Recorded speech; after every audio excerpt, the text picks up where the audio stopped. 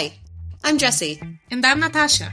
And together, we host Not Creative, the podcast that flips the script on creativity, bringing together the ones with the ideas and the ones who make it all happen behind the scenes. In each episode, we dive into the minds of creatives, problem solvers, and the people who prove you don't have to wear the creative label to shape brilliant ideas. Let's get into it.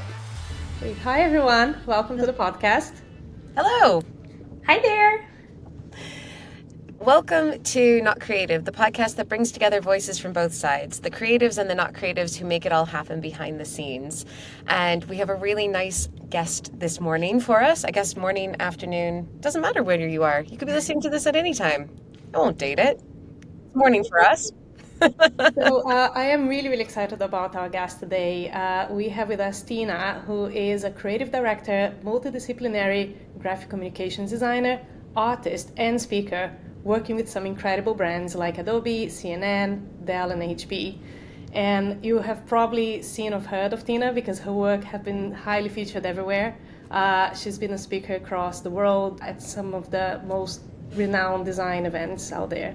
So it's a pleasure and a privilege to have you with us today, Tina. Thank you so much for this amazing introduction. And thank you for having me. It's my pleasure. I'm looking forward to just chat about nice, interesting things. Yeah. Awesome. I mean, I think with your background, you're what we would call a true creative. I mean, we talk a lot about creatives, not creatives. You know, some people are very offended by our use of not creative, although Natasha and I are both self-professed not creatives. But I don't think, you know, based on your experience and your talent, frankly, you know, that there's any doubt that you are a creative. When did you kind of come into realizing you were an artist? That was that something you learned in childhood? Did it kind of come through life? That's quite an interesting question because, yes, it was from the childhood, I would say, but my path was slightly different in the beginning. So I always loved drawing and being creative, building little things, just helping out. My dad is super creative in a different way as well. He's building things all the time, from furniture till anything you can imagine in the house. So I was always helping out there, but I never thought that as a career or something. So since I was little, I was really into music. So my parents, I convinced them to get me a piano. So I started some lessons, and I studied secondary and high school in a music school where it was all about creativity, but from a different aspect, all about music. So I was playing piano, violin, another instrument called taburas. It's a traditional one, and a couple of different other ones. And it was, the whole school was creative. It was all the time singing, having music classes. So half the time we were spending there would be all about creativity. And at the same time, we did have drawing classes and architectural drawing classes. So a couple of different things, or even theater, things that they are around the world of creativity, because they are quite important as a musician to be involved in all kind of fields. And it wasn't until almost I finished the school that I realized that, okay, I love music, I love playing music, but I don't really like teaching music, and I don't really like playing music in front of people. So what am I supposed to do as a musician? I guess it doesn't really work. So I decided to just carry on playing music just for me and enjoy it. And at that time, one of my friends was keen on getting into the graphic design school in the graphic design university in Greece. I had no idea what exactly it was, so I opened the website and I was like, oh, nice, it has drawings or animating, so all the classes are fun, creative, so I will have a good time there. Still, I had no idea almost what a logo is back then. So I was like, yeah, it's going to be fun. I will have a fun 3-4 years there. So I signed up for the university there. And yeah, I really soon realized that this is actually what I love doing, and got into the world of graphic design. So as you can kind of understand, it was all pretty random. It just happened that my friend wanted to study that, and I had no idea. I just saw nice classes, and I'm like, yeah, I'm gonna have fun. I had no idea what the actual work I will produce after will be. And yeah, so it was kind of a coincidence that I cannot regret at all. Oh, I love that. And it touched on something that just sparked something in my mind. I feel like there are a lot of things that we do as humans that we are very interested in, but it doesn't necessarily mean that we want to make that for a living. And I think creativity is a theme that surrounds that a lot, right? So how you're talking about, you had passion for music, but you realize that that's not something you wanted to actually turn into a career. It's just something that you were passionate about. I know it's a very loaded question, but like how would you define creativity? What is creativity for you? Well, so I would say it's kind of like broad. Even people sometimes say, "Oh, I'm not creative" or something, but you see them like from like cooking to like doing something that they are creative. They're creative in different ways. You don't have to be like a painter, an artist in order to be creative. It can be like in so many different ways. It's just kind of like more the ability of creating something, of making something, and yeah, it doesn't have to be like the great piece of art, as I said. It can be something super simple. It's just a matter of like creating, making something. So I think almost everyone is till an extent creative. It's just a matter of like how much you want to push your creativity, how passionate you are about it, and yeah, how exactly you want to proceed with that. Yeah. I think it's really interesting that you've had a journey of lots of different disciplines that you can see, things like cooking and building and things as being creative. One of the constant debates that people have when we ask them like, what does creativity mean is, everyone's creative. And I'm like, I don't know. I've met some accountants. Really? But I like that worldview of, it doesn't have to be your job. It's just, it can manifest in a lot of different ways. Obviously, you pursued lots of different types of art, and I don't mean art in like a silly way. I mean, like you pursued lots of different disciplines of kind of craft. Were you called to do that? Did you say this is the thing I must do, or was it just a muscle you wanted to strengthen? How did you view that? I think it just kind of came naturally. It was just something that I wanted. Even like when I started to play piano, I was trying to convince my parents like for more than a year, and I was like, I really want to play piano. I really want to play piano, till they got me one. So it was me more that I wanted to learn and do more creative things. So I spent like lots of years as well into like the dancing kind of like area as well. So I think it just came naturally. It's something that I was interested about, and it's, as you said, like it wasn't like a specific form. It would be like from like dance, music, and a lot of like drawing, painting. I was even like going, like I remember I was like 7, 8 years old, and I was going like to kind of like freehand drawing classes with like pencils, and it was like full of adults, and it was just me and my sister, and that was it. Like two little kids next to like a bunch of adult people like drawing properly, and us trying like to kind of draw what they put in front of us. So it was quite cute. So yeah, I would say it's something that grew on me naturally. I was like interested in like creativity, but I was like in general quite like keen on like lots of things. Like it was also like running and playing sports. So yeah, quite a lot of different aspects, but definitely creativity was something that naturally came. I never really noticed till like I grew up and people were asking me. So but you touched on something else that I think is so interesting to unpick, that you're saying that you had to convince your parents, like you wanted to learn how to play the piano for a year and you had to convince them. But then it sounds like they were very supportive of this journey, right? Like once you were in, they were very supportive, and they were allowing you to explore those different views. And it's something that we've heard from a lot of like people that end up pursuing a creative career, that a lot of the times their parents or their family haven't really considered that a viable career, because like sometimes they might be a bit more traditional and think about like the more traditional type of careers, like engineering and like economics and these type of things. So how was that for you? Like how much impact do you think it had, like your parents' support and your family support, and in exploring that side that you had from a young age? Definitely, that's a really good point, that not a lot of kids have this luxury to have the support. And yeah, I was quite lucky that my parents from like always they were supporting me whatever it wasn't that I wanted to try to learn. So they would never really stop me. They would not question. I guess like when I finished school and I decided to go to the graphic design university, they were questioning a bit, like, because my grades were like way higher, so I could get like to any university, as you said, engineering or something that considered back then to be like something that you should proceed with. And yeah, I did have like a bit of questioning. Are you sure you want to do that? Because you could go into something that is more secure. And of course, they didn't have any idea. Like back then in Greece, nobody had like. Oh, I grew up in Greece, by the way. So back then, nobody really had any idea what graphic design is. Even nowadays, sometimes I go back and people are asking me, "Oh, what does that mean? What does it mean you're a graphic designer? What are you doing?" So especially back then, the mentality was that, and I had no idea what exactly I would be doing after, it was just a bit of random. But even though, I was still supported like to do that, and I was quite lucky that my parents were actually wanted me to do what I actually wanted to do, so they wouldn't like influence and try to change my mind into something different. That's really good.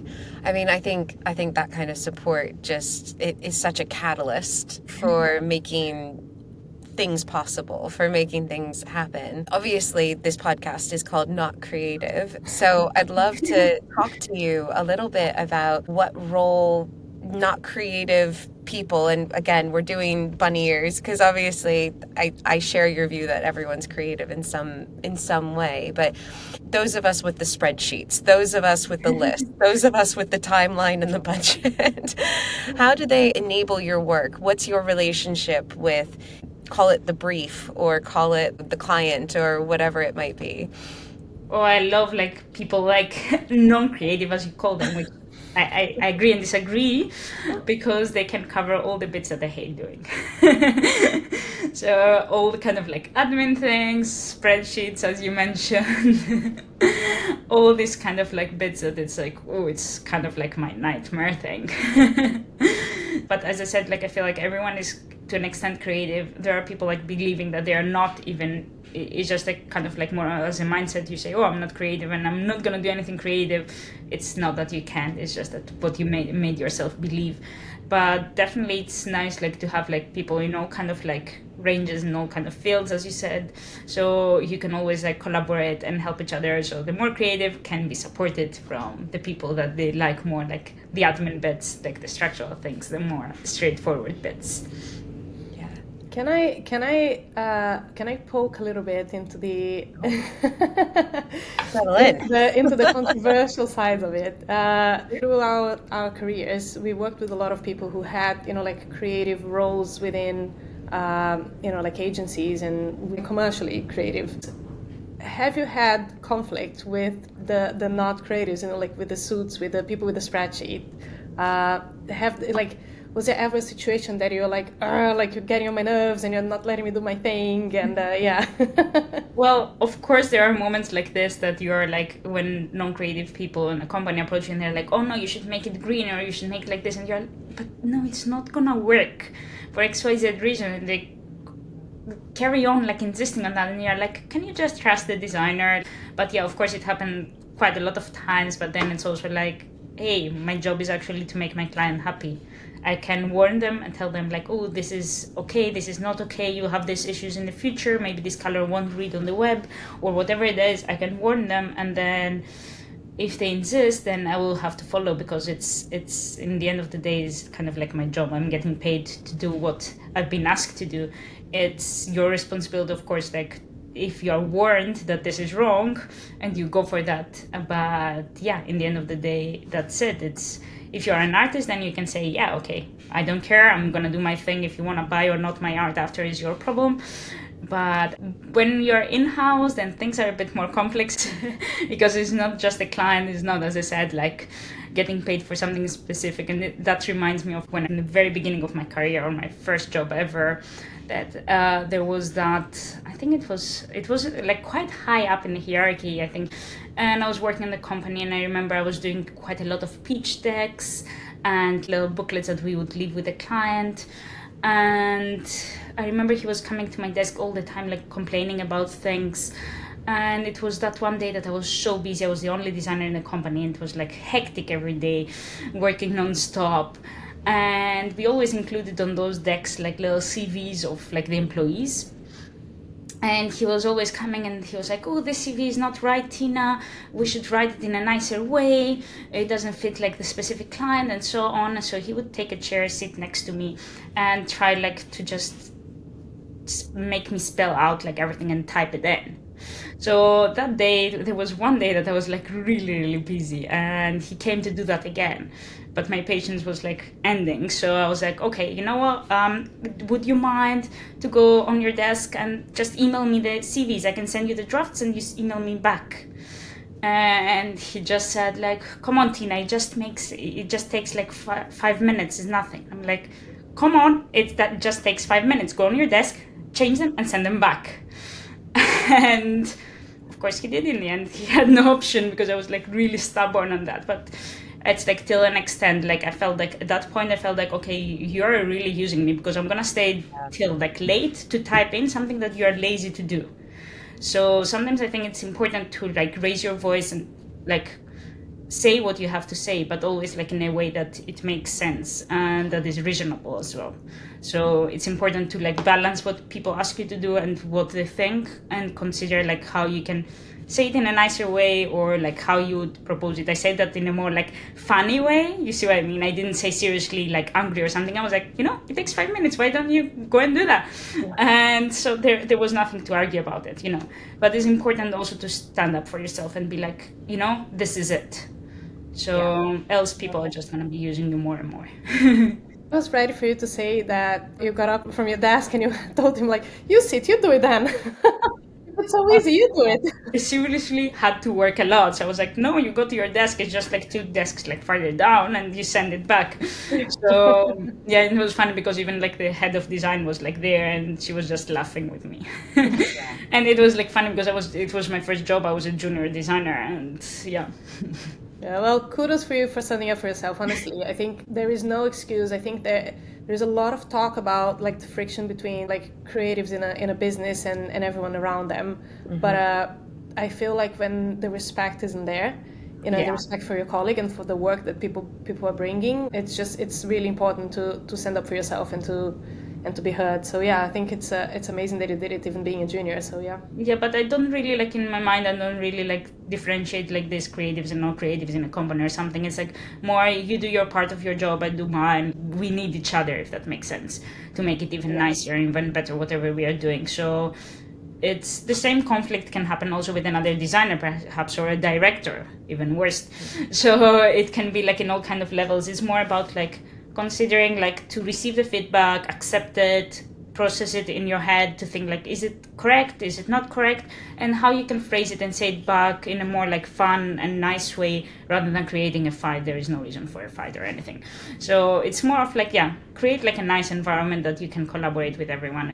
I also think that the role of the client can play a really big part in how the relationship internally manifests. Like, it's great. I love hearing like, oh, we're all working in collaboration on the thing.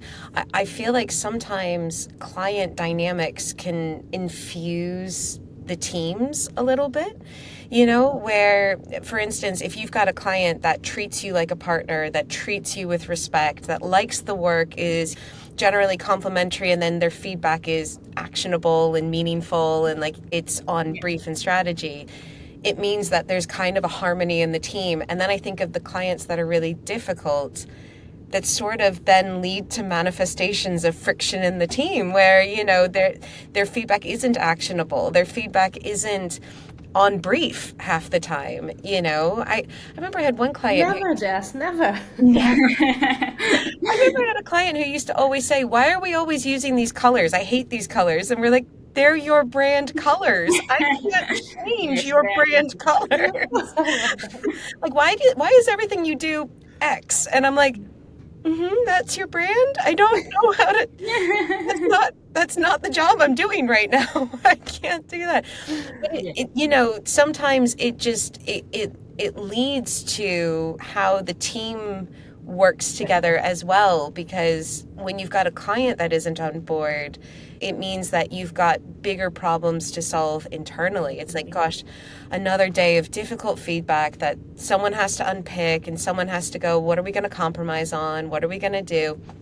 And obviously, you've worked on some very impressive big brands, and this is not a burn it to the ground podcast. We want everyone to continue to remain employable. So this is not about finding the horror stories, but is there anyone that you actually think, oh, they really were a great example of a client? Like, I mean, you don't even have to name them specifically, but was there anything that you thought, oh, that was a true partnership, meeting of the minds as equals?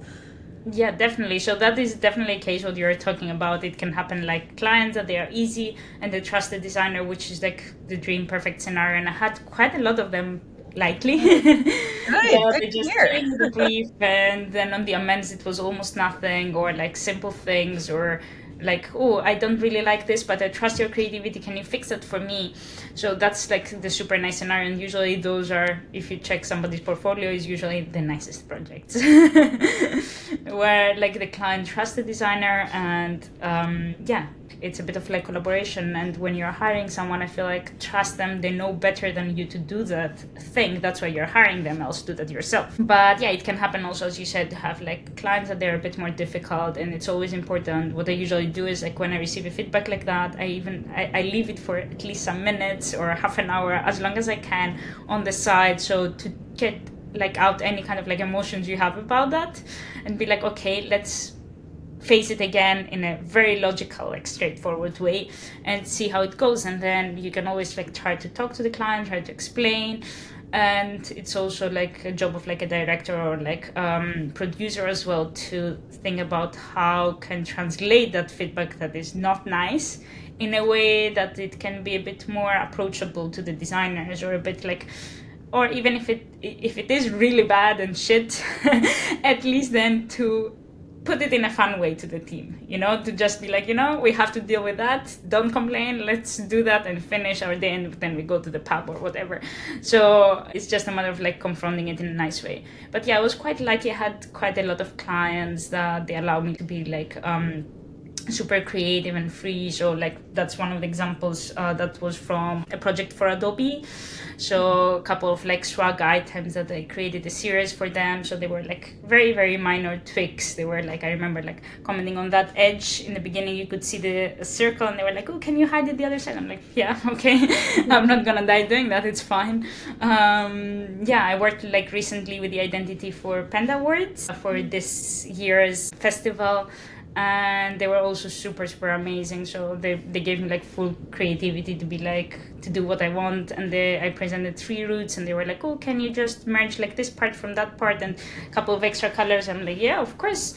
There are lots of like examples, likely, as I said, where like clients were just trusting me and we were working together. Or like also Minu Festival, we are working on the identity for them like every year, and it's lovely because the guys are also creative, but in a more kind of like music side, so they always have like interesting ideas to propose. We do like a couple of rounds every time, but still there is like a common kind of agreement and stuff. Or even sometimes they're coming and saying like, we like both, so we can't really decide, we are leaving it up to you to decide like which one we are gonna go forward with.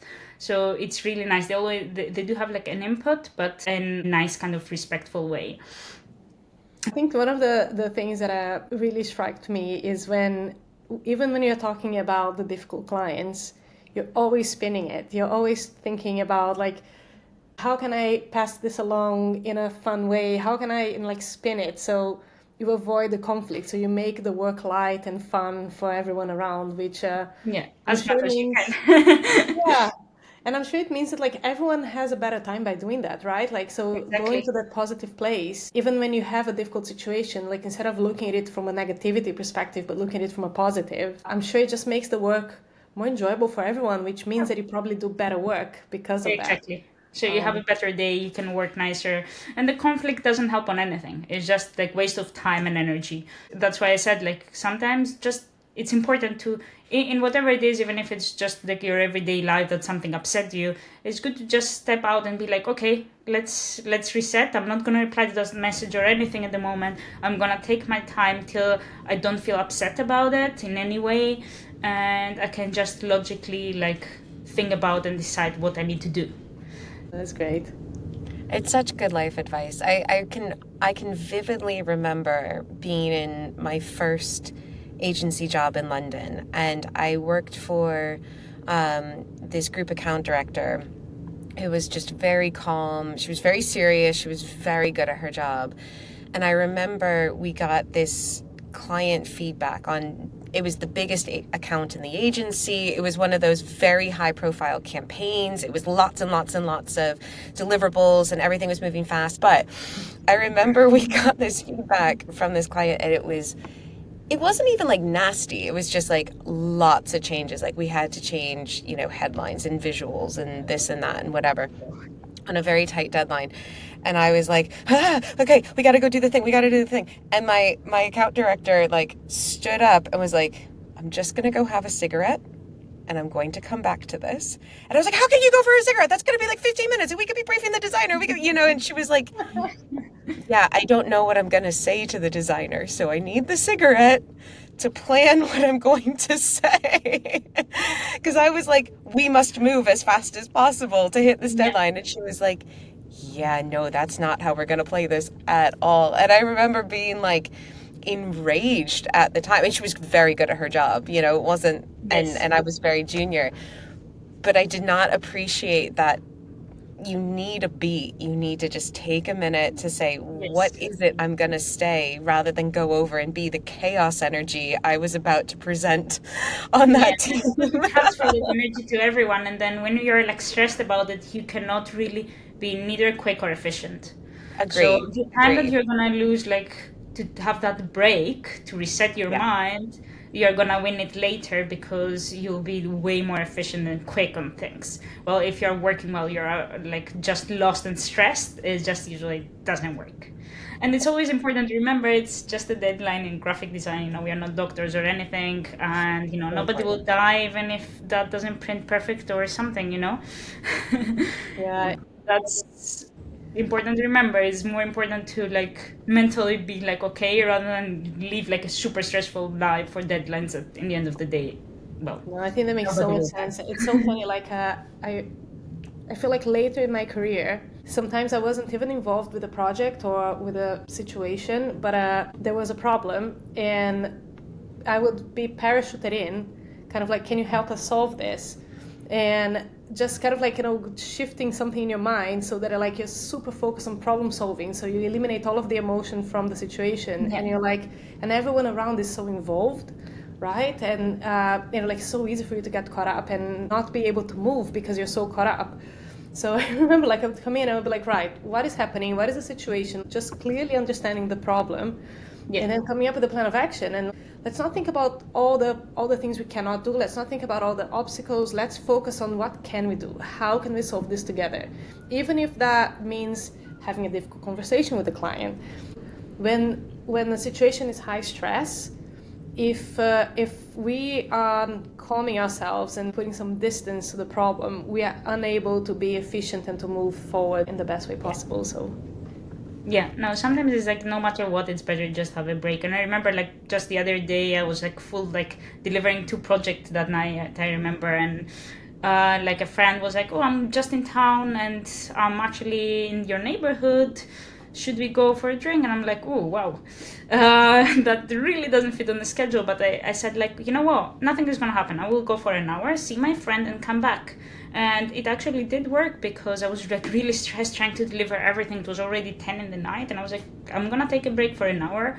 I went for an hour, and then on my way back I was so much happier and I was so into working. I finished like work perhaps 2 in the morning or something, but it didn't really matter because I was like in a good mood to work on that again. I kind of like, it really helped me, that break, to kind of like reset and come back with a fresh mind and be like, okay, let's do that quickly, we can do, and finish the project. So sometimes it's important to just make the time for that little break or whatever it is to reset in order to get back to that. I'm very like good in time management usually, not working till 2 in the night unless I want to. So I usually like, even if I have a deadline, I will most likely have almost everything finished by like a day or two before, if possible. So yeah, I'm quite on the other side of like preparing everything way ahead of time. A designer first, if I'm honest. Um, I guess speaking of things, we're talking about things that work well and things that help the process.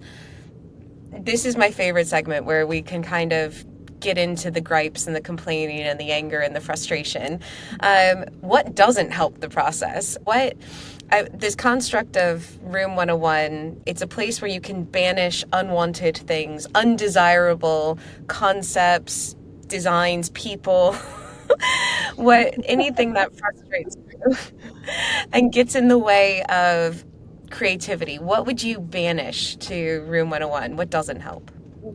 Based on the context also of what we're talking about, it's one of my nightmares is when the client sends you like bit by bit informations and like 20 emails and with 10 links in totally different places. I'm like, you are like wasting your money. Instead of like putting them all together and send me one folder, you're wasting the time I'm working on your project, which you're getting billed for, and you're just having me to grab like all things from here and there, putting them together. Well, it's like very very simple for you to do, and then we will avoid mistakes of back and forth.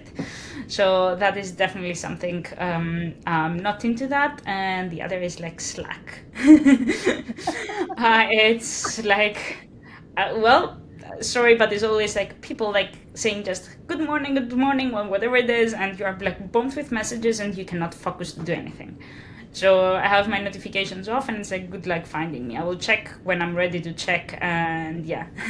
I love that. I feel like it's really, really distracting. It depends on the way like you're using it, of course. Like I sometimes do use it with my teams and things, but it's not like into that kind of like, all the time like messaging. I feel like it's really, really distracting. And I heard that from quite a lot of people as well, like designers and directors, that is constantly like having notifications, and you're like, okay, what am I supposed to check? Is there something to check? And it breaks your flow on whatever you were working on. So, which is similar to the email situation that I said, if you receive like every 10 minutes, like, oh, and that's the other image, and that's the other copy, like that line, and then I will send you the other line, another email. I'm like, why don't you put everything together and send it to me? Tina, I think you are like the most efficient designer with like the most efficient mindset that I've met, and I love that. I think Jess and I are both like, why can't every designer be like Tina? Yeah, my to-do list is always like the perfect list of every single detail that you need to do during the day. So it's everything God. like fully organized. And to be honest, like I tend to forget things, so that's kind of like my solution to myself, that I put everything down and have like very organized schedule of what I need to do every day, so I can, You know what? Like I've been saying this for so long. I do not want to trust my memory to have to remember things. Like I don't understand why people still do that. Like if you write it down on a list, you can free your brain. It does not have to live rent free in your brain. Just write it down and make a list. Yes. Yes, I am here for a list. I feel like you are an honorary member of the Not Creatives, Tina. Thank you. Well, I guess that's a really nice segue for a couple of closing questions. We always like to ask, what's the number one thing that not creatives do that you really appreciate or you value? I think Is it consolidating feedback? Well, there are lots of different things. As I said, it's kind of like usually they do what I don't like doing. So that's perfect for me. All those bits from like admin things, from like sales things, from accounting, all these kind of bits that most creative people kind of like hate in a way. Contracts, oh my god, that's my nightmare. So I really appreciate the non-creative people when they step in and they do all these things for you. Awesome. And do you have a favorite not creative? And it can be a person, it can be a role. Well, it's a hard one because, as I said, everyone is almost creative. But if I have to pick one, I think that would be my dad, because he's like he's not a creative, he's not working in the creative field. He used to have like a shop, but he was always, and he's still like making things all the time. As I said, like from furniture, I remember he cut like the roof of the car so we can have a sunroof. So it's like literally like building and making anything you can imagine, from like the electric in the whole house, which I feel like it's a creative thing, even if nobody calls it as a really creative thing. So and I think he's like a big part of inspiration, because as you saw, like also in my work, I have quite a lot of things that they are created by hand. So since I was little, I was like next to him, like being the little assistant, bringing the tools, or like helping like measure things and everything. So it had like a massive kind of like influence on my work nowadays, I would say. Oh, that's great. It's the first nomination for someone's like family member, I think. It's really interesting one. Yeah. Sure, Yeah. Nice. Yeah. This has been fascinating. I love this chat. It's been super fun indeed. If you could come train all the designers I work with, that would be great. Not just from a physical talent point of view, but from a time management and like moral responsibility. That would be great. I can try my best. Appreciate it. Thank you so much for joining us. Really, really good conversation. Thank you for having me. It's been a real pleasure. Thank you. Thank you. And thank you for listening, people who are listening to us. Thanks, everyone. Bye. Bye, everyone. Thanks for listening to Not Creative. If you like this episode, follow us for more and spread the word. You can find us on all the streaming platforms, Instagram, and YouTube at Not Creative Podcast. Catch you next time. I mean, that was pretty freaking good, man.